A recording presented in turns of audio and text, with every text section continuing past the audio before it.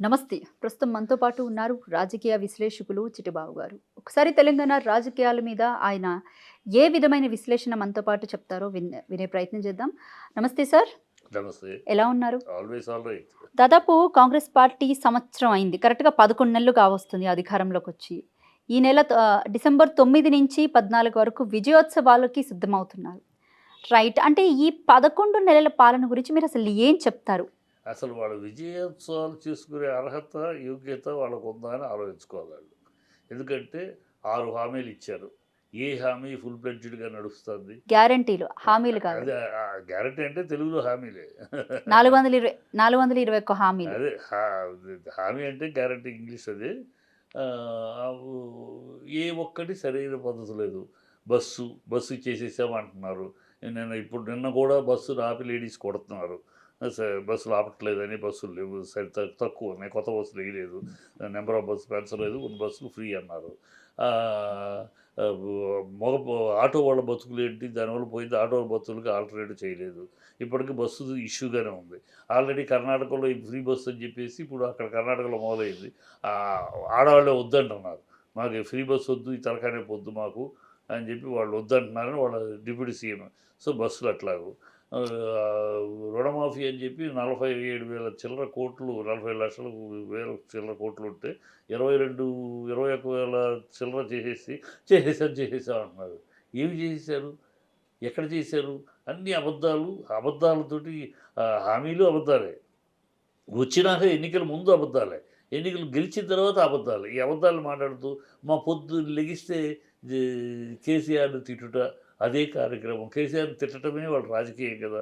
మొన్న ఏం మాట్లాడతాడో ఒక సీఎం స్థాయిలో మాట్లాడుతున్నాడు రేవంత్ రెడ్డి. కాళోజీ గారి ఫంక్షన్లో మహా రచయిత ఆయన కాళోజీ గారు. మా నాన్నగారు రాసిన పుస్తకాలు 2 పుస్తకాలుగా ఆయన ముందు మాట రాశారు కావ్యాలకి. అలాంటి ఆయన గురించి స్ఫూర్తిదాయకమైన విషయాలు చెప్పాలి ప్రజలకి. కాళోజీ గారు ఈ తరానికి, కాళోజీ గారు ఏంటి, కాళోజీ గారు తెలంగాణ కోసం ఎలా గొంతెత్తారు, ఏమిటి, అవన్నీ ఆయన గొప్పతనం, ఆ విశేషాలు మాట్లాడారు. అవి వదిలేసేసి ఆయన దానికి ప్రారంభోత్సవానికి దాన్ని వదిలేసి కేసీఆర్ని తిడతాడేంటమ్మా? కేసీఆర్ బొక్క అంటాడేంటి? ఆయన మహావృక్షం. నువ్వెక్కడ ఆయనతో అసలు ఆయన మాట్లాడే అర్హత నీకేంటి? ఆఫ్టర్ ఆల్ తంతే గారెల బుట్టలో పడ్డట్టు వచ్చి పడ్డావు. నువ్వెంత, నీ బతుకెంత, నీ అనుభవం ఎంత, నీ రాజకీయం ఎంత, నీ సీనియారిటీ ఎంత, నీ వయసు ఎంత? ఆయన పట్టుకుని వాడు మా మొక్కలు మొలక. నువ్వెవడో అయ్యా మొక్కలు మొలకనివ్వడా? నువ్వెవడో అసలు? నీకు తెలంగాణకు సంబంధం ఏంటి?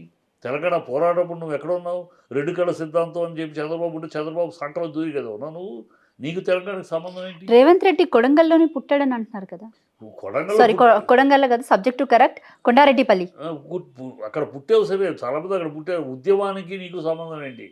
తెలంగాణ ఉద్యమోత్సవం నువ్వు నడుము. ఆయన కూడా ఉద్యమంలో పాల్గొన్నానని చెప్పుకుంటున్నాడు. ఏం చెప్పుకున్నాడు? చంద్రబాబు పక్కన ఉన్నాడు. తెలియదా చరిత్ర? చంద్రబాబు పక్కన 2 కళ్ళ సిద్ధాంతం. చంద్రబాబు 2 కళ్ళ సిద్ధాంతంలో ఉన్నాడు. ఒకసారి అవునని, ఒకసారి కాదని 2 కళ్ళ సిద్ధాంతంలో ఉన్నాడు. నువ్వు చంద్రబాబు పక్కన ఉన్నావు ఆ టైంలో. ఏం మాట్లాడితే చెవులు పూలు పెడితే ఎట్లా? సరే ఉన్నావే అనుకుందా నీ మాట ప్రకారం. నువ్వు అక్కడెక్కడో మా ఊళ్ళో ఏదో చేశారో అనుకో. అందుకని ఆయన పట్టుకుని వాడు వీడు అంటావా? అరే రాజీవ్ గాంధీ విగ్రహానికి బతికి వెళ్తే అక్కడ ఆడు వాడి స్టాచ్యూ పెట్టుకోవాలన్నాడు అని అంటావు ఆయన్ని. అసలు రాజీవ్ గాంధీకి తెలంగాణకు సంబంధం ఏంటి? రాజీవ్ గాంధీ ఈ తెలంగాణ అవమానపరిచిన వాడు. ఆయన జీవితంలో తెలంగాణ గురించి ఏనాడు మాట్లాడారు. ఆ తెలంగాణలో అంజయ్య గారు తెలంగాణ చీఫ్ మినిస్టర్గా ఉంటే ఎయిర్పోర్ట్లో అందరి ముందు అవమానించి మాట్లాడాడు ఒక తెలంగాణ సీఎం అని. ఆనాడు తెలంగాణ వ్యక్తి ఆయన. ఆంధ్ర కలిసి ఉండగా సమైక్యాంధ్రానికి సీఎంగా తెలంగాణ వ్యక్తి అంజయ్య గారిని అవమానపరిచి ఆయన కంటపడి తడిపెట్టుకున్నాడు. అలా తెలంగాణ వాళ్ళు కించపరిచి అవమానపరిచినాడు. అతనికి ఏం సంబంధం తెలంగాణకి? సెక్రటరీలో అతను స్టాచ్యూ పెడతాడు, సాగుతుంది కానీ సాగితే ఏదో మాటలు మాట్లాడదు. నీకు ఆయన కాళ్ళు పిసకటం.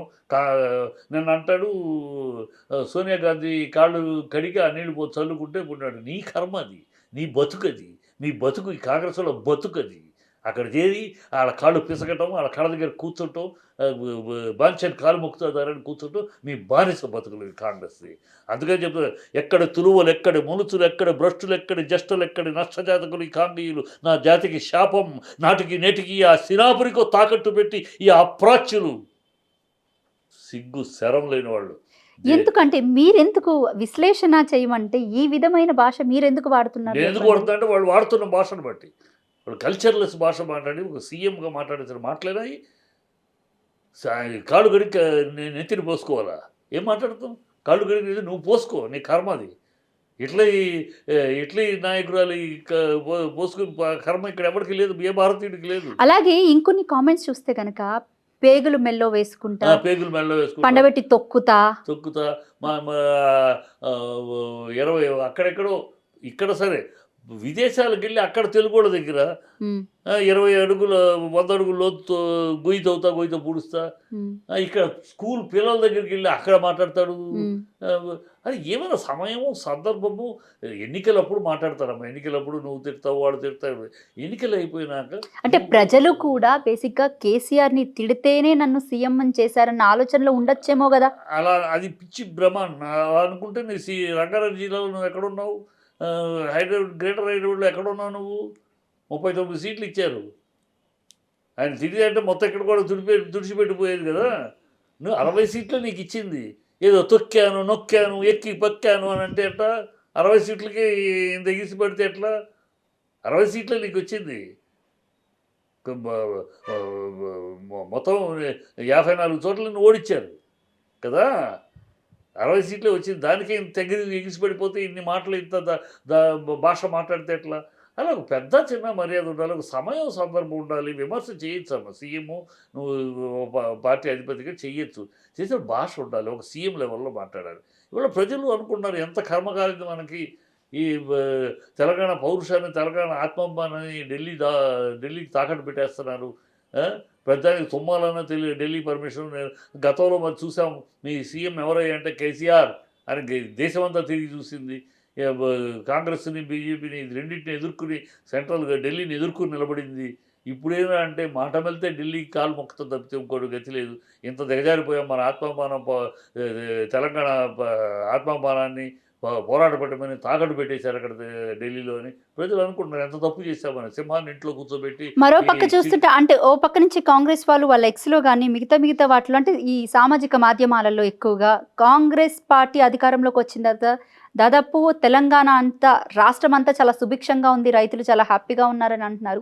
ఈ విషయాలంటే ఎక్కడికక్కడ వాళ్ళ పోస్టర్స్ గాని ఇవి గాని వేసుకోవడం జరుగుతుంది. దాదాపు ఈ 11 నెలల కాలంలో. సుఖిత మధ్యలో వాళ్ళ భుజాలు వాళ్ళు పిసుక్కుంటమే. సుఖిత మధ్యలో ప్రజలు తిడుతున్నారు. ప్రజలు హైడ్రాలో శాపనార్థాలు పెట్టారు. మూసీని తిడుతున్నారు. ఇప్పుడు కొడంగల్ దగ్గర ఫ్యాక్టరీ పెడతామంటే అక్కడ జడ్చల్లో గొడవ చేస్తున్నారు. ఎక్కడ ఏ వర్గం ప్రశాంతంగా ఉన్నారు? ఏ వర్గాన్ని ప్రశాంతంగా ఉంచుకుంటున్నారు? వీళ్ళకంతా ఇప్పుడు ఏంటి? వీళ్ళ ప్రజల పాలన లేదు. కాంగ్రెస్ ఎక్కడ అధికారంలో ఉన్నా వీళ్ళ డిఎన్ఏ, వీళ్ళ పాలసీ ఏంటంటే ప్రజల కోసం పరిపాలించడం కాదు. వీళ్ళు డబ్బులు సూట్ కేసులు రెడీ చేయాలి. 3 నెలలకు ఒకసారి వాళ్ళ అధిష్టానానికి సూట్ కేసులు పంపించాలి. ఎవడు సూట్ కేసులు బాగా పంపిస్తాడో, ఎవడు గట్టిగా ఘనంగా పంపిస్తాడో వాడు ముఖ్యమంత్రి. ఇప్పుడు పాపం రేవంత్ రెడ్డికి ఉన్న సమస్యల్లో కోమటిరెడ్డి ఒక పక్క రెడీ అవుతున్నాడు. బ్రహ్మాండమైన సూట్ కేసులు గడిగా రెడీ చేయడానికి. ఎందుకంటే ఆల్రెడీ మంత్రిగా చేసినవాడు, ఇండస్ట్రీస్ ఉన్నవాడు, పరిచయం ఉన్నవాడు, పెద్ద సర్కిల్ ఉంది. సో అతను గట్టి చేస్తాడు. ఇతను సడన్గా ముఖ్యమంత్రి అయ్యాడు. మంత్రి కూడా చేయలేదు కదా ఉంది ఈయనకి. సో ఈయనకి అంత సర్కిల్ ఇండస్ట్రీ లేదు, అంత సర్కిల్ లేదు. కానీ అతనితోటి పోటీ పడి డబ్బులు మూటల్లో పంచకపోతే పదవి పోతుంది. రెండో కృష్ణుడు రెడీ అయిపోయాడు. ఆల్రెడీ కోమటిరెడ్డి అంటున్నాడు నువ్వే ముఖ్యమంత్రి అని చెప్పింది సోనియా గాంధీ. అనుకోని పరిస్థితులు రేవంత్ చేసాం, నీ సమయం వస్తుందని చెప్పింది అని తన నోటితోటి అన్నాడు. సో అతను రెడీగా ఉన్నాడు రెండో కృష్ణుడు సూట్ కేసులతోటి. ఈ సూట్ కేసులు మించి తన సూట్ కేసులు ఇవ్వాలి, లేకపోతే తన పదవి పోతుంది. ఆ సూట్ కేసులు మించి ఇవ్వడం కోసం హైడ్రా ఒక డ్రామా, బిల్డర్స్ అందరినీ ఒక లైన్లో పెట్టి సెటిల్ అయింది. అందుకని రైట్, మీరు చెప్పింది నిజం. నేను ఇక్కడ హోల్డ్ చేస్తానని ఏమనుకోవద్దు. ఓ పక్క నుంచి మూసి ప్రక్షాళన విషయం కూడా చూసుకున్నట్లయితే ఇంకా రివర్ బెడ్కి సంబంధించి చాలామంది ఇల్లు లేపేస్తున్నారు. ఇంకో పక్క నుంచి హైడ్రాన్ తీసుకొచ్చారు. ఇంకో పక్క నుంచి ఏమో ఫార్మా సిటీ, ఇంకో పక్క నుంచి రామన్నపేటలోనేమో అదానీ సిమెంట్ ఫ్యాక్టరీ. అంటే ఎటు చూసుకున్నా కూడా ల్యాండ్స్ చుట్టూనే రాజకీయం నడుస్తుంది తెలంగాణలో. ఏం లేదు, ఈ పెట్టడం ఈ ప్రాజెక్ట్స్ అవుతాయే సస్తే తర్వాత విషయం. వాళ్ళు అవుతీ అవ్వాలని కూడా లేదు. ఈ పెట్టేసేసి ముందు కాంట్రాక్టర్స్ దగ్గర వసూలు చేసేసుకుంటారు. వీళ్ళ పాలసీ ఏంటంటే డిఎన్ఏ కాంగ్రెస్ పాలసీ, అధికారంలోకి వచ్చామా 5 ఏళ్ళు, 5 ఏళ్ళు అధిష్టానానికి ఎంత పంపిస్తాం, మనం ఎంత తింటాం. మళ్ళీ 5 ఏళ్ళకి సరిపడా ఇంకో 5 ఏళ్ళ అధికారంలో ఉండగా 20 ఏళ్ళకి సరిపడా మనం సంపాదించేసుకోవాలి. ఆ తర్వాత మళ్ళీ గోతికాడ నక్కలా కూర్చుంటాం. మళ్ళీ అవకాశం వచ్చినప్పుడు అబద్ధాలతోటి ప్రజల్లోకి వస్తాం. అందుకనే భారతదేశం మొత్తం మీద ఈ కాంగ్రెస్ తరిమి కొడుతున్నారు. రేపు రిజల్ట్స్ వస్తాయి. మొన్న హిమాచల్ ప్రదేశ్ అయిపోయింది. రేపు ఇక్కడ వస్తాయి. ఇది మహారాష్ట్రను, జార్ఖండ్ అక్కడ తుడిచిపెట్టిపోతుంది. సో కాంగ్రెస్‌ని ఈ దేశంలో అన్ని చోట్ల తుడిపేస్తున్నారు ప్రజలు. టాటా బై బై చెప్పేస్తున్నారు. వీడ్కోలు ఇచ్చేస్తున్నారు. మీరు చాలు మీరు చూసేసాం. మీరు కులగణన అంటాడు. కులగణన అంటాడు. కులగణన అవును. కులగణన 1962లోనే నెహ్రూ గారు దాన్ని విమర్శించి వద్దన్నారు. కులగణన చేయడం వల్ల విభజన తప్పితే ఇంకోటి కాదు. అది వద్దని ఆయనే రిజెక్ట్ చేశాడు. ఇందిరాగాంధీ రిజెక్ట్ చేసింది. దాన్ని వాళ్ళు పట్టుకుంటాడేంటి? ఎవరి కోసం పట్టుకుంటున్నావు నువ్వు? అంటే బేసిక్‌గా తెలంగాణ వాదుల్లో కూడా చాలామంది కులగణన చేయమని పట్టుకొని కూర్చున్నారు. అంటే కులగణన చేయడంలో తప్పు లేదు. బట్ కులగణనకి సంబంధించి కొన్ని పాటలంటే రాజకీయ, వ్యాపార అంటే ఈ విధమైనవన్నీ తీసుకొచ్చి దాదాపు 59 పాయింట్లు పెట్టారు అందులో. ఏమిటి నీకెందుకమ్మా నువ్వు కులగణన చేస్తున్నావు? నీ ఆదాయం ఏంటి? నీకెందుకు కావాలి? హ్మ్. నీకు అప్పులు ఏంటి అని అడుగుతావు. నీ ఆస్తులు ఏంటి అడుగుతావు. నువ్వు హ్మ్. ఏ పార్టీకి సమర్థిస్తున్నావు? ఆస్తులు, స్థిరాస్తులు, స్కూలింగ్ ఎప్పుడైపోయింది ఏంటి అనేది, లేకపోతే ల్యాండ్ రిజిస్ట్రేషన్స్ కానివ్వండి. నీ ఏ రాజకీయ పార్టీకి నువ్వు ఉన్నావు? ఇవన్నీ ఎందుకు అడుగుతున్నావు నువ్వు? ఇదన్నీ ఏంటంటే ఒక రాజకీయ కుట్ర కోసం జరుగుతున్నది. ప్లస్ ఒక హిందూ ఎంత కాంగ్రెస్ కుట్ర ఇది. కాంగ్రెస్ కుట్ర హిందూ యొక్క యూనిటీని చెడగొట్టాలి. ఈ దేశంలో హిందువుల్లో విభజన తీసుకురావాలి. ఈ కులగణన తీసి కులాలను విభజించి కులాల ద్వారా చేయించి తెల్లవాడు చేసేటప్పుడు తెల్లవాడు చేసాడు కుల ఆరోగ్యం చేసేసి నాశనం చేశాడు డివైడ్ అండ్ రూల్. అదే పాలసీని కాంగ్రెస్ తీసుకొస్తుంది. వాడు బీజేపీ అక్కడ గట్టిపడుతుంది. ఏకమవుతున్నారు. హిందువులందరూ ఒకటవుతున్నారు. ఈ ముస్లింని తోమటము, ముస్లింకి ఓట్ బ్యాంక్గా తయారు చేసుకోవడం ఈ కాంగ్రెస్ చేస్తున్నప్పుడు ప్రజలు గుర్తించేశారు. కనుక వీళ్ళని ఆ పాయింట్తో పాటు ఇప్పుడు ఈ కులగణన చేసి దీంట్లోంచి కొన్ని డైవర్షన్స్ తీసుకొచ్చి వీళ్ళని హిందూ యూనిటీని జడగొట్టాలి. ఈ రాజకీయం కోణం తప్పితే దానివల్ల ప్రయోజనం ఏంటి అని అడుగు. కులగణన వల్ల ఏంటి ప్రయోజనం? ఏమీ లేదు. ఉన్న లిస్టు అంతే. దానివల్ల ప్రయోజనం ఆల్రెడీ ఉన్న రిజర్వేషన్స్ ఉన్నాయి. ఎవరికి ఉండాలి రిజర్వేషన్స్ ఉన్నాయి, అంతే కదా. దానికి పర్సంటేజ్ ప్రకారం చేస్తానికి కుదరదు. సుప్రీంకోర్టు ఆల్రెడీ 50% మించి టోటల్గా అన్ని రిజర్వేషన్కి 50% దాటకూడదు అని అనేసింది. ఇక నువ్వు 70% 50% రిజర్వేషన్ చేస్తే మిగతా వాళ్ళు ఏంటి? మిగతా వాళ్ళు ఎట్లా రిజర్వేషన్ నువ్వు చేసేస్తా పోతూ ఉంటే మిగతా వాళ్ళు ఏంటి? అగ్రకులాలందరూ అడుగు తినాలా? రైట్. లగచర్లలో జరిగినటువంటి ఇష్యూ గురించి మీరు ఏం చెప్తారు? ఎందుకంటే ఓ పక్క నుంచి ట్రైబల్ ఉమెన్స్ మీద మాల్స్టేషన్ జరిగింది అని చెప్పేసి వాళ్ళు మీడియా ముందుకు వచ్చి చెప్పడం జరిగింది. చాలా వర్ణనాతీతం వాళ్ళ బాధలు చెప్పుకోవాలి అంటే. ప్రభుత్వం యొక్క అబాధ్యత, ప్రభుత్వం యొక్క అహంకారం ఆ ఇన్సిడెంట్ కారణం. ఎందుకంటే 6 నెలల క్రితం నుంచే మొదలైంది. ఎప్పుడైతే అక్కడ ఫార్మాసిటీకి ఇండస్ట్రీ వస్తుంది, మీ పొలాలు ఇవ్వండి అని అడిగితే అక్కడ ఎదురు తిరిగారు. మా పొలాలు ఇస్తే మీరు మాస్ పొలాలు తీసేసి ఎప్పుడో అది కట్టాక ఎవరికో ఉద్యోగం ఇస్తాం, మా కడుపు కొట్టేసేసి మాకు గుడ్డెల మీద తన్నేసేసి రేపు ఎప్పుడో ఎవరికో ఉద్యోగం ఇస్తామంటే మేము వదులుకోవాలా? మాకేంటి? ఓకే, మా పొలం తీసుకుంటే మాకేమి ఇస్తారు? మాకు వేరే పొలం, మంచి పొలం ఇస్తారా? డబ్బులు ఇస్తారా? మాకు బ్యాంకు లోన్లు ఉంటే ఆ లోన్లు మీరు బాధ్యత తీసుకుంటారా? ఇవన్నీ చెప్పాలి. ప్రభుత్వం బాధ్యత చేయాలంటే ఓకే, కట్టు, నువ్వు ఉద్యోగాలు వస్తాయో దాని మీద కమిషన్ల కోసం ముందు ప్లానా లేకపోతే కడతారో ఒక తర్వాత చూద్దాం. ముందు వీళ్ళని ఒప్పించి వాళ్ళని కన్విన్స్ చేసి నువ్వు చేయాలి ప్రోగ్రాం. మీరు ఇవ్వకపోతే తన్ని లాక్కుంటాం. ఏమి అరాచకత్వం అది? ఏం అరాచకం ఉన్న ప్రభుత్వం? ప్రజాస్వామ్యమా లేకపోతే డిక్టేటర్షిప్? ఆ ప్రాజెక్ట్ పెట్టడం, దానివల్ల అక్కడ నుంచి ఆ ఫార్మాక్యూటికల్ ఇండస్ట్రీ పెట్టేవాడి దగ్గర నుంచి కొన్ని మూటలు తీసుకుని మీరు ఢిల్లీ పంపించుకొని మా ఇంటికి పంపించుకోవడం ఎందుక? అంటే రైతులు భూములు అక్కడ ఇవ్వడానికి ఇష్టపడుతున్నారు. బీఆర్ఎస్ పార్టీ అసత్య ప్రచారాలు ఎక్కువగా చేస్తుంది అని అంటున్నారు. ఇంతకన్నా దొల్ల మాట, ఇంతకన్నా పచ్చి సన్నాసి మాట మరొకటి ఉండదు. రైతులు ఒక బీఆర్ఎస్ వాళ్ళు రైతులు కాదమ్మా. అక్కడ రైతులు కమ్యూనిస్ట్ రైతులు ఉన్నారు, కాంగ్రెస్ రైతులు ఉన్నారు, బీజేపీ రైతులు ఉన్నారు. రైతులు అన్ని పార్టీల రైతులు ఉన్నారు అక్కడ. పార్టీ వేరు, రైతులు వేరు. రైతులందరూ రైతులే. పార్టీ జెండా పుచ్చుకొని ఉండరు రైతులు. ఎన్నికలప్పుడు ఏ జెండా పుచ్చుకోవచ్చు, కానీ మామూలప్పుడు వాళ్ళ రైతు మట్టి పిసికి బంగారం పండించే రైతులు వాళ్ళు. వాళ్ళకి వాళ్ళలో నువ్వు బీఆర్ఎస్ రైతులు, టీఆర్ఎస్ కాంగ్రెస్ రైతులు, బీజేపీ రైతులు ఉండరు. రైతులు వాళ్ళ భూమిని దైవంలాగా భావిస్తారు. వాళ్ళకి భూమి అంటే నీకు నాకు భూమి మీద రైతుకు భూమిని కన్న తల్లిలాగా చూసుకుంటారు. ఆ కన్న తల్లిని తీసుకున్నప్పుడు నీకు మామూలు ల్యాండ్ అది. వాడికి అది మామూలు ల్యాండ్ కాదు, తల్లి. తనకు అన్నం పెట్టే తల్లి, తనకు నీడనిచ్చే తల్లి కింద వాడు ఫీల్ అవుతాడు. కనుక వాడు దాన్ని వదులుకుంటానికి అంత ఈజీగా అంగీకరించదు వాడి మనసు. కనుక వాడిని కన్విన్స్ చేయాలి. నేను దీనివల్ల ఇది వస్తుంది, ఇది వస్తుంది, నీకు నష్టపోకుండా నీ జీవితంలో దీనికోసం ఇదిగో ఈ మంచి పొలం, ఇక్కడ ఉన్న పొలం, ఆ పొలంలో నీకు ఈ 2 ఎకరాల బదులు ఆ 2 ఎకరాలు అక్కడ ఇస్తాం, లేదు దీనికన్నా కొంచెం తక్కువది 4 ఎకరాలు ఇస్తాం. ఇది చెప్పి కన్విన్స్ చేసి ఇది ప్రభుత్వ విధానం, ఇది ప్రభుత్వ బాధ్యత. ఇది వీళ్ళు ఆ బాధ్యత లేదు, అబాధ్యత, అహంకారంతో పోతున్నారు. అందుకనే జరుగుతుంది. ఆ దళిత స్త్రీ రేపు చేయటం వీళ్ళు అన్నారుగా, ఇస్తారా లేకపోతే బలవంతంగా లాక్కోమంటారా?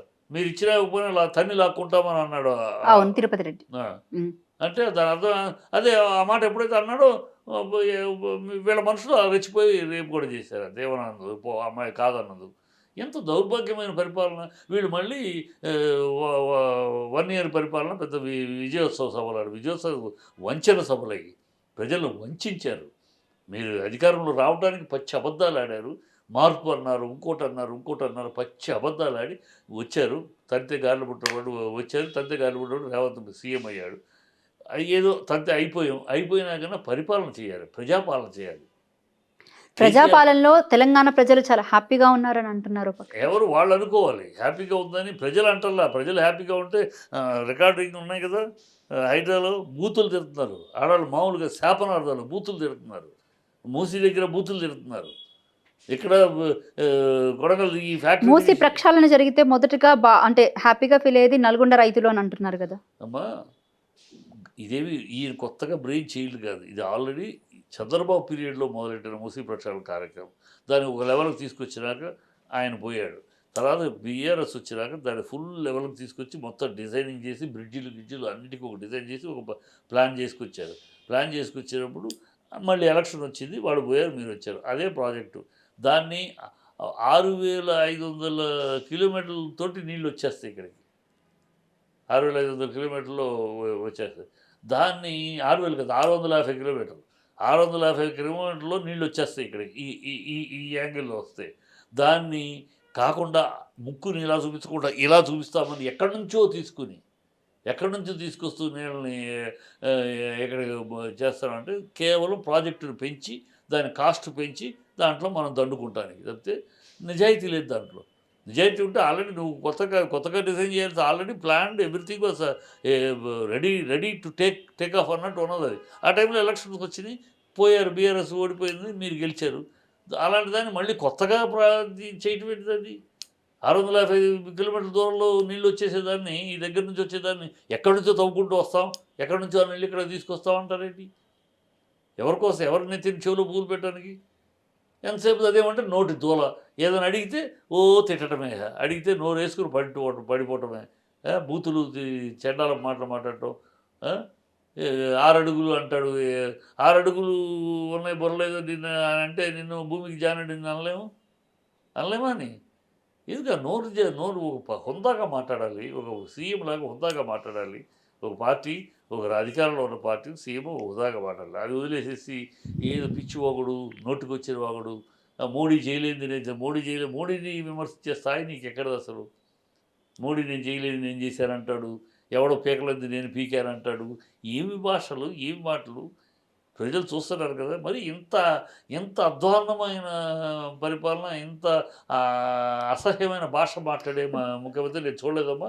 నేను చిన్నప్పటి నుంచి 1972లో నేను ఇంటర్ కాలేజ్ స్టూడెంట్ లీడర్గా స్టార్ట్ అయితే రాజకీయము, అప్పటి నుంచి ఇప్పటిదాకా అనేక మంది ముఖ్యమంత్రులు చూసాం. మా ఇంటితోటి, మా తండ్రి గారితో మాకు బాగా బంధం ఉన్న ముఖ్యమంత్రులు ఉన్నారు, 5 ఉన్నారు. అక్కడెక్కడ చూసాం. ఇంతవరకు ఇంత హీనమైన భాష, ఇంత క్షుద్రమైన భాష, ఇంత అసహ్యమైన దిగజారుడు భాష మాట్లాడుతున్న సీఎం నేను పదవిలో కూర్చున్న సీఎం చూడాల. చాలా దౌర్భాగ్యం. ఆ తెలంగాణ దురదృష్టం అనుకోవాలో, దౌర్భాగ్యం అనుకోవాలో, ఇలాంటి వాళ్ళు ముఖ్యమంత్రులు అవ్వటం. అరే నువ్వు విమర్శించవయ్య, విమర్శించటం ఎవడు కాదండి అయ్యా. ఈ భాష ఏంటని వయసు ఏంటి, ఆయన వయసు ఏంటి, కేసీఆర్ వయసు ఏంటి, నీ వయసు ఏంటి, ఆయన అనుభవం ఏంటి, ఆయన సుదీర్ఘ చర్య 14 ఏళ్ళు పోరాటం చేసి తెలంగాణను సాధించి 10 ఏళ్ళు ముఖ్యమంత్రిగా చేశాడయ్యా. నువ్వేమిటి ఆయన ముందు ఏం నువ్వు ఆయన్ని పట్టుకుని వాడు వీడు అంటావు, సన్నాసి అంటావు, ఆ? ఇక తొక్కేస్తాను మళ్ళీ మళ్ళీ మొలవను మొలవటం ఆయన నీలాంటి అర్భకుడు కాదు. ఆయన మేధావి మేధావి మహావృక్షం అది. అయితే ఈ లగచర్ల ఘటనకి సంబంధించి అలాగే ఫార్ములా ఈ కార్ రేస్కి సంబంధించి కూడా కేటీఆర్ని అరెస్ట్ చేస్తామని 2-3 సార్లు బెదిరించడం కూడా జరిగింది. అంటే ఎట్టకేలకైతే అరెస్ట్ తప్పదు, రేపే జరుగుతుంది, ఇంకా సేపట్లో జరుగుతుంది, కేటీఆర్కి షాక్ అని ఈ విధమైన ఈ వాగుడికి ప్రచారాలు కూడా ఎక్కువగా జరిగాయి. వాగుడికి ఏముంది పొంగులేటల్లా దీపావళికి ముందే బాంబులు పేలుతాయి అన్నాడు. ఏం పేలినాయి చూస్తున్నాయి. వీళ్ళు ఎంతసేపు డైవర్షన్ పాలిటిక్స్. వీళ్ళు ఏంటంటే వీళ్ళు తప్పుల్ని ప్రజలు నిలదీయకుండా అడుగుతూ ఉన్నారు. ఎక్కడికి కడితే నిందిస్తున్నారు, ఎక్కడికి వెళ్తే అక్కడ అడుగుతున్నారు. దాన్ని డైవర్ట్ చేయడానికి ఇదో ఒక టాపిక్. కొన్నాళ్ళు కేటీఆర్ని పట్టుకుని నాగార్జున పట్టుకుని కొన్నాళ్ళు ఇప్పుడు ఏదో ఒక టాపిక్ పెట్టుకుంటాం. ఏదో ఒక ఆ క్రిటిసిజం చేస్తే దాని మీద పరుష పదజాలం వాడామనుకోండి రియాక్ట్ అవుతారు కదా. దాని మీద కొంత కాలక్షేపం. ఈ డైవర్షన్ పాలిటిక్స్ తప్పితే ఆ నిజాయితీ గల రాజకీయము ప్రజల కోసం పాలన లేదు. ఈ తెలంగాణ రాష్ట్రంలో ప్రజాపాలన అనేది లేదు. ఇది కేవలం డైవర్షన్ పాలిటిక్స్, దుర్భాషల పాలిటిక్స్, దుర్నీతి పాలిటిక్స్, జిగుత్సాకరమైన పదజాలం వాడే పాలిటిక్స్ జరుగుతున్నాయి. పాలన జరుగుతుంది తప్పితే ఇంకోటి లేదు.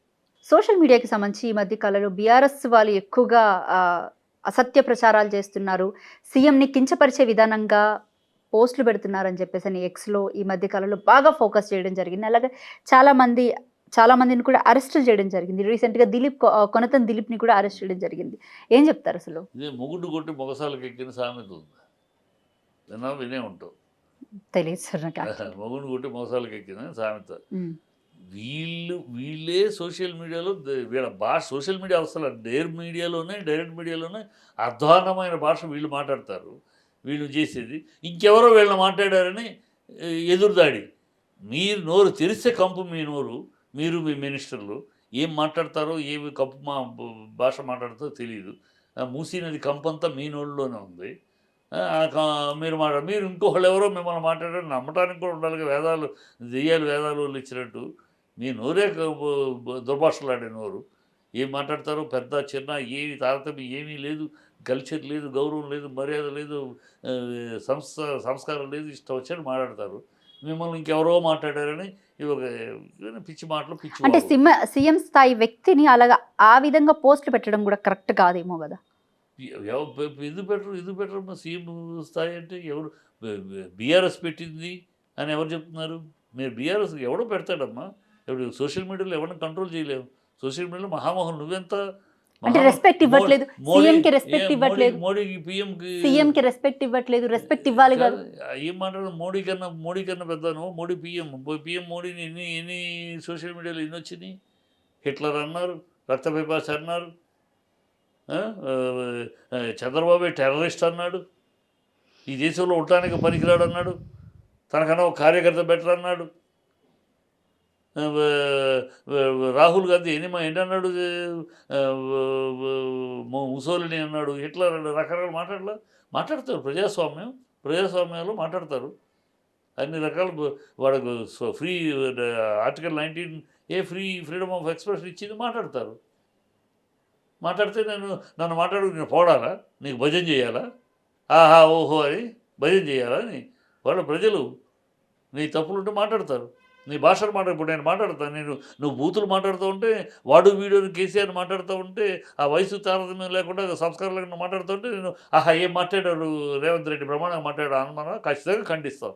అది సంస్కారం లేని భాష అని మాట్లాడతాం. ఖండించడం వేరు, తిట్టడం వేరు కదా. తిట్టడం ఎవరు ఏం తిట్టారు? ఇప్పుడు నేను తిట్టానా? ఖండించలో నా భాష అర్థం కాకపోతే వాళ్ళ భాషలో ఏదైనా బూతులు తిట్లా. ఎక్కడ అన్పార్లమెంటరీ భాష లేదు, ఎక్కడ అన్పార్లమెంటరీ లేదు. వాళ్ళు ఎక్కడ వాళ్ళు మాట్లాడేది మూర్ఖులు అన్నాను, అన్పార్లమెంటరీ కాదు. కుసంస్కారులు అన్నాను, అన్పార్లమెంటరీ కాదు. బుద్ధిహీనమైన మాటలు అన్నాను, అన్పార్లమెంటరీ కాదు. ఈ బూతులు లేవు, ఈ తిట్టడాలు కాదు. అది మన భాషలో నుడికారంలో ఉన్నది. ఒకళ్ళని ఖండించేటప్పుడు ఆ నుడికారంలో వచ్చే పదజాలం అది, బూతులు కాదు. మీకు మళ్ళీ ప్యాంట్లు ఊడదీస్తాం, గోచితో నడిపి పరిగెట్టిస్తాం, వేప చెట్టుకి ఏలాడదీస్తాం, ఈ తప్పులు. వేప చెట్టుకి ఏలాడదీయటం అంటే ఏంటి? మనుషులు ఉరి తీస్తానని, అది తప్పు. ప్రాణం మీద ప్రాణం తీస్తానంటాం, అది తప్పు. బట్టలు ఊడదీస్తామంటే అది తప్పు. అసెంబ్లీలో నువ్వు మాట్లాడే మాటలకి మేము మాట్లాడే మాట చాలా తేడా ఉంది. రైట్. ఒకసారి ఏపీ పాలిటిక్స్‌లోకి వద్దాం సార్. రీసెంట్‌గా పవన్ కళ్యాణ్ ఇచ్చినటువంటి స్టేట్మెంట్ మరో 10 ఏళ్ల పాటు నారా చంద్రబాబు నాయుడు సీఎంగా కొనసాగాలి అని అన్నారు. ఏం చెప్తారు? పాపం పవన్ కళ్యాణ్ పాపం ఏం చేస్తాడు ఇప్పుడు? చంద్రబాబు భజన తప్పితే ఆయనకి వేరే గతి లేదు. ఎందుకంటే ప్రజల్లో అయిపోయాడు. ప్రజల్లో చాలా అపహాస్య పాలైపోయాడు. ఎక్కడికి వెళ్ళినా 32,000 మంది అమ్మాయిలు మిస్ అయిపోయారన్నారు. దాని సంగతి ఏంటి? ఆ రోజు ఎన్నికల్లో అబద్ధం ఆడారు కదా! పార్లమెంట్‌లోనే చెప్పేశారు కదా పచ్చి అబద్ధం అని. దానికి సమాధానం ఏంటి? ఎంతమందిని కాపాడారు చెప్పండి. ఆ ఆఫీసర్ ఎవడో నిలదీస్తున్నారు. సిగ్గుపోయింది. సూపర్ సిక్స్‌కి నేను హామీ ఉన్నానని చెప్పాడు. నీకు అంటే నేను ఈయన కూడా అందరికి ఉన్నోళ్ళకి ఏదో చెప్పాడు. ప్రజలేమో చంద్రబాబు నమ్మకపోయినా ఈ పవన్ ఉన్నాడు కదా 6 అడుగులు 6 అడుగుల బుల్లెట్టు చించేస్తాడు, పొడిచేస్తాడని నమ్మారు. ఈయన చించింది లేదు, పొడిచింది లేదు. అన్నీ ఉన్నాయి. చంద్రబాబు తొక్కబోతున్నాడు. తను తొక్కి నొక్కేసి తన కొడుకుని ముందుకు తీసేయడానికి వెనకాల అల్లుతున్నాడు అర్థమైపోయింది. ఏం చేయాలి ఇప్పుడు? ఏమి చేయలేని పరిస్థితి. ఏం చేయలేని పరిస్థితి కనుక ఇప్పుడు చంద్రబాబును పొగుడుతున్నా కాలం గడుపుకుందాం. పొగుడుతూ కాలం గడుపుకుందాం అని అతను వేరే చంద్రబాబు పోవకపోతే ఇప్పుడు పబ్లిక్‌లో పోయింది. పబ్లిక్‌లో పవన్ కళ్యాణ్ ఒక జోకర్ అయిపోయాడు. ప్రశ్నిస్తాను వచ్చిన పవన్ కళ్యాణ్ ఒక ప్రశ్నగా మిగిలిపోయాడు. ఈయనెవడు? హిందువా? క్రిస్టియనా? ఎవడు ఈయన? నేను బాప్టిజం తీసుకున్నా అన్నాడు. నా పిల్లలు క్రిస్టియన్ అన్నాడు. మా నాన్న దీపారాధనతో సిగరెట్ అంటించుకుంటాడన్నాడు. హిందువులే ఈ దేశంలో హిందూ పెద్దలు వీళ్ళే ఈ దేశంలో మత కల్లోల కారకుడు అన్నాడు. అదే నోరు అన్నీ మాట్లాడి నా నోరే. మళ్ళీ సడన్‌గా సనాతన ధర్మం అన్నాడు. అసలు సనాతన ధర్మం అనే మాట సనాతన సంస్కృతి. సనాతన ధర్మం, హిందూ ధర్మం సనాతన అది కూడా తెలీదు. సనాతన ధర్మం అనేసాడు. సనాతనం అంటే ఏంటి తెలుసు అతనికి? సనాతనంలో 3 పెళ్ళిళ్ళు లేవు. విడాకులనే మాట లేదు. సనాతనం అంటే వాళ్ళు దేన్ని వ్యతిరేకించారు? తమిళనాడులో పోరాటం ఎందుకు? తమిళనాడులో సనాతనం మీద పోరాటం. సనాతనంలో బాల్య వివాహాలున్నాయి. సనాతనంలో సతీ సహగమనం ఉంది. సనాతనంలో బ్రాహ్మణులే విద్యకు అర్హులని ఉంది. ఈ అన్నింటినీ పోరాడింది తమిళనాడులో. పెరియార్, డీఎంకే వ్యవస్థాపకుడైన పెరియార్ ఆయన పోరాటం ఇప్పటికి కంటిన్యూ అవుతుంది. దాన్ని స్టాలిన్ కొడుకు ఉదయనిధి స్టాలిన్ అన్నాడు. నీకు ఏమి తెలుసు అని అక్కడ ఏం పోరాటం ఎందుకు జరుగుతుంది? ఎందుకు వాడు దాని గురించి మాట్లాడారు? ఏం తెలుసు నీకు అక్కడ? ఆనాడు తమిళనాడులో బ్రాహ్మణ ఆధిపత్యం ఉండేది. మేము చిన్నప్పుడు చదువుకునే రోజులు తమిళనాడులోనే చదివాం. బ్రాహ్మణ ఆధిపత్యం ఉండేది. ప్రతిదానికి ఆఫీసర్లు బ్రాహ్మణులే, రాజకీయ నాయకులు బ్రాహ్మణులే, అలా ఉండేది. ఆ బ్రాహ్మణ ఆధిపత్యాన్ని వాళ్ళు తట్టుకోలేక సమానత్వం కావాలి. ఈ ఆధిపత్యం అనేది ఎందుకు వచ్చింది వీళ్ళకి? మనునీతి ప్రకారం ఈ దీంట్లో వచ్చింది. ఇది ఎప్పుడు మొదలైంది? ఈ సనాతన సంస్కృతి అనేది 2వ శతాబ్దంలో మొదలైతే దీన్ని భరించలేక 9వ శతాబ్దంలో ప్రజల మధ్య వ్యతిరేకత వస్తే ఆ పోరాటం జరిగి 19వ శతాబ్దం అంటే 1836లో ఈ సతీ సహగమనము, బాల్య వివాహము, బ్రాహ్మణకే విద్య అనేది పోయి అందరికీ అందుబాటు అనేది విద్య వచ్చింది. ఇది ఇంత పోరాటం, ఇన్ని శతాబ్దాల పోరాటం. ఏమీ తెలుసని నీకు? సనాతన ధర్మం నేను అయ్యా మషలాతని ఆయన జుట్టు ఎగరేసుకుని మాట్లాడితే ప్రజల ముందు కామెడీ అయిపోయాడు, జోకర్ అయిపోయాడు. సో అది దానికోసం ఇప్పుడు చంద్రబాబును పొగుడుతూ కాలం గడిపేద్దాం. చంద్రబాబును పొగుడుతూ ఇప్పుడు ఈ చంద్రబాబు ఏం చేయబోతున్నాడు ఫ్యూచర్లో? నువ్వు సీఎం కాదు, నీవు జగన్ నా తర్వాత ఆటోమేటిక్గా లోకేష్ అవ్వాలి. నువ్వు శుభ్రంగా రాజ్యసభ మెంబర్షిప్ చేసి ఢిల్లీలో మంత్రిగా వెళ్ళిపో. నువ్వు ఇక్కడ ఉండాల్సిన నువ్వు మేధావి, చాలా గొప్ప మేధావి. నువ్వు మోడీ పక్కన ఉంటే చాలా గొప్పగా ఉంటుంది. అది దీన్ని ఎక్కేస్తారు. మనాడికి ఆవేశమే తప్పితే ఆలోచన లేదు కదా. ఎక్కేస్తాడు, మొలక చెట్టు ఎక్కుతాడు, అక్కడికి వెళ్ళి కూర్చుంటాడు, రెండింటి చెట్టు రేవడవుతాడు. బడ్జెట్ సమావేశాలు జరుగుతున్నాయి. జగన్ ఎందుకు అసలు అసెంబ్లీకి రావట్లేదు? ఎందుకు రావాలి? ఎందుకు రాకూడదు? ఎందుకు రావాలి? కేసీఆర్ లాంటి వాడు వచ్చాడు, జగన్ ఎందుకు రాడు? ఎందుకు రాకూడదు చెప్తా. ఇవాళ కళ్ళకి తెలుస్తుంది, కొట్టొచ్చినట్టు కనపడుతుంది వాళ్ళ ఉద్దేశం ఏంటి, వాళ్ళ ఎయిమ్ ఏంటి, ఎందుకు రామకృష్ణరాజుని చేస్తాడని ముందే తెలుసు. రామకృష్ణరాజుని ఎందుకు చేశారు, ఇవన్నీ చూస్తాం. ఎందుకు స్పెషల్ స్టేట్ అతనికి, వాళ్ళకి స్పెషల్ స్టేట్ ఎందుకు అతనికి అపోజిషన్ లీడర్ ఇవ్వట్లేదు, కాన్స్టిట్యూషన్ కాదు. అపోజిషన్ వాడికి అపోజిషన్ లీడర్గా ఇవ్వాలంటే 10% ఉండాలని, ఇట్ ఈస్ నాట్ కాన్స్టిట్యూషన్. ఇది రాజ్యాంగం కాదు, రాజ్యాంగంలో లేదు ఎక్కడ. ఇది ఎలా వచ్చింది మరి రాజ్యాంగం లేనప్పుడు అంటే, ఇద్దరు ముగ్గురు అపోజిషన్ పార్టీలు ఉన్నప్పుడు ఎవరికి ఇవ్వాలనే సమస్య వచ్చినప్పుడు, ఆ టైంలో యూపీ ఇలాంటి రాష్ట్రాల్లో అపోజిషన్ బాగుండేవారు. సో ఎవరికి అపోజిషన్ ఇవ్వాలి, ఎవరికి లీడర్షిప్ ఇవ్వాలన్నప్పుడు అప్పుడు ఒక ఆనవాయితీగా పెట్టారు. కేవలం ఒక ఆనవాయితీగా 10% సీట్లు వచ్చిన వాళ్ళకి ఇవ్వాలని ఒక అలవాటుగా పెట్టారు అంతే. అది ఒక, it is not constitutionally binding, రాజ్యాంగబద్ధమైనది కాదు, పెట్టారు. ఇవాళ ఆ సీన్ ఇక్కడ ఉందా, ఆంధ్రాలో ఆ సీన్ ఉందా, ఉన్నది ఒకే ఒక అపోజిషన్ పార్టీ. ఎన్ని సీట్లు ఉంటే లేని, కాన్స్టిట్యూషన్ లేని విషయాన్ని ఒక ఆనవాయితీగా సాంప్రదాయంగా వస్తుంది కనుక అదే పెట్టాలని, అదే సాంప్రదాయంగా అప్పుడు పరిస్థితులు బట్టి 2 ఉన్నారు కనుక 2 ఎవరికైనా వచ్చింది అది. ఇప్పుడు లేరుగా, ఒకటే ఇవ్వచ్చుగా, ఎందుకు ఇవ్వట్లే వాళ్ళు? ఇస్తే అతని కారు కూడా పోర్టుకో దాకా వస్తుంది. ఇవ్వకపోతే గేటు దగ్గర ఆగిపోతుంది కారు. అక్కడి నుంచి నడుచుకుంటూ రావాలి. అతను అలా నడుచుకుంటూ, అందరితో పాటు నడుచుకుంటూ ఉంటే వీళ్ళు అని తప్పట్లు కొట్టుకుంటూ అని గేలి చేస్తూ సునకానందం పొందాలి. ఈ ఆనందం, వాళ్ళ సునకానందం పొందడానికి అవకాశం ఎమ్మెల్సీలు ఎందుకు వెళ్తున్నారు? ఉంది. ఇంకా ఎందుకు రావట్లేదని ఇవన్నీ మైక్ ఇవ్వరు. ఆ అపోజిషన్ లీడర్ అయితేనే మైక్ ఇస్తారు. అప్పుడు మైక్ ఇచ్చినప్పుడు ఏంటి, రూల్ ప్రకారం పాలకపక్ష నాయకుడు ఎంతసేపు మాట్లాడాడో అంతసేపు అపోజిషన్ అతనికి ఇవ్వాలి. లేదనుకో 170 మందిలో ఒక ఎమ్మెల్యే లేవగానే కూర్చో అంటారు, 2 నిమిషాలు మాట్లాడడానికి కూర్చో అంటారు.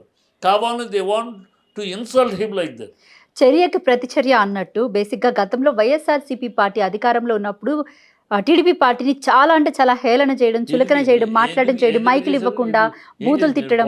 మీరు పోటాడలేదు. అంతకుముందు చంద్రబాబు 14 నుంచి 18 అప్పుడు వైసీపీ వాళ్ళు అవమానించలేదా?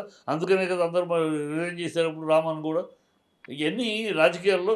కానీ మీకు ప్రత్యేక హోదా ఇచ్చి అతను ధైర్యం కావాలి. ధైర్యం లేదు వీళ్ళకి. నిన్న 1:40 మాట్లాడాడు ప్రెస్లో. అన్నీ చూపించి, సాక్ష్యాధారాలతో చూపించి మాట్లాడాడు. ఒక్కదానికి ఆన్సర్ చెప్పగలిగారా? ఎదురు దాడి తప్పితే ఒక్కదానికి. ఇదిగో మీరు చెప్పిన 6 ప్రామిస్, దీనికి కావాల్సిన అమౌంట్ ఎంత, మీరు అలకట్ చేసేది ఎంత, ఎలా చేస్తారు, 1000 కోట్లు కావాలంటే 250 కోట్లు ఇచ్చి ఎలా మభ్య పెడతారు అని లెక్కలు చూపించాడు. మరి దానికి సమాధానం చెప్పాలిగా. అది పార్లమెంట్లో, అసెంబ్లీలో మాట్లాడడానికి అవకాశం ఇస్తారా? 1:40 మాట్లాడే అన్నింటినీ ఇవ్వండి.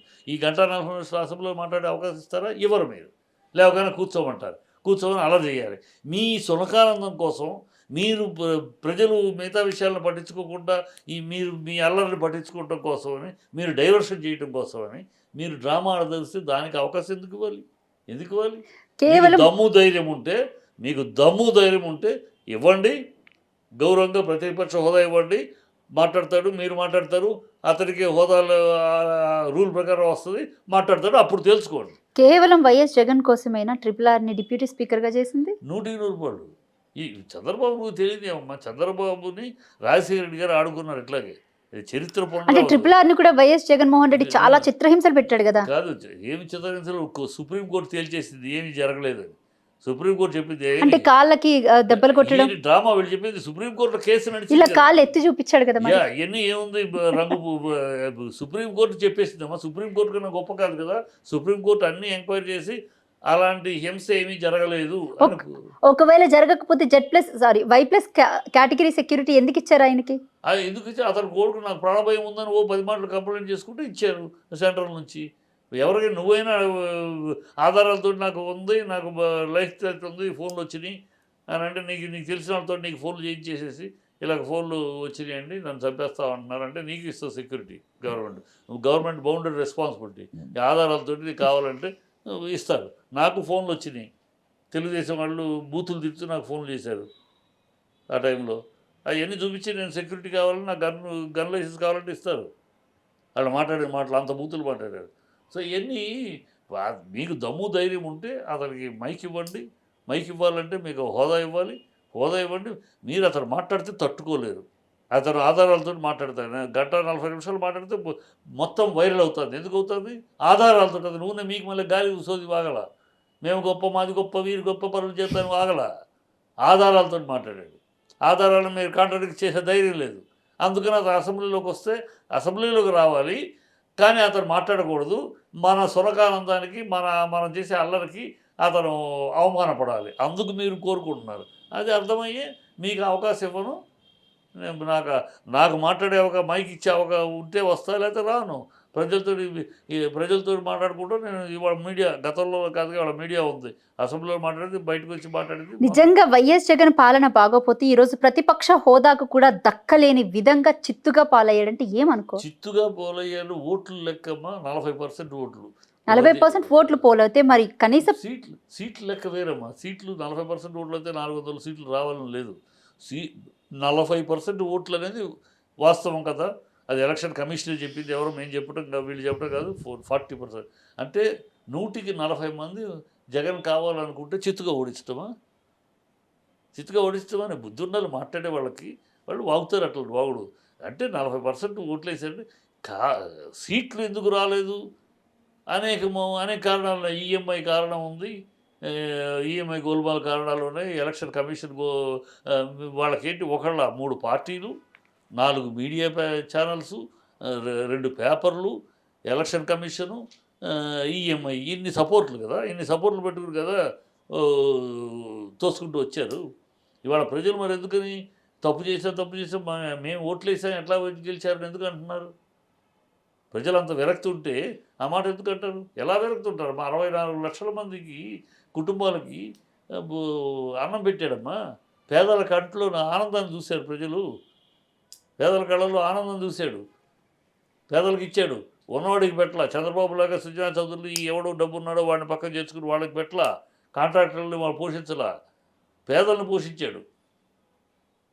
పొద్దున్న 6 గంటలకి తలుపు తట్టి అవ్వ ఇదిగో నీ పెన్షను, తలుపు తట్టి అవ్వ ఈ అమ్మ ఇదిగో నీ అమ్మఒడి అని ఇళ్ళకెళ్ళి ఇచ్చారు. అదే వాళ్ళ పీరియడ్లో వరద వస్తే వాలంటీర్స్ దూకి నీళ్ళలో దూకి మరి పనిచేసి పెట్టారు. ఇవాళ ఏది ఎక్కడ నువ్వు దిగేవి ఎందుకు నీళ్ళల్లో?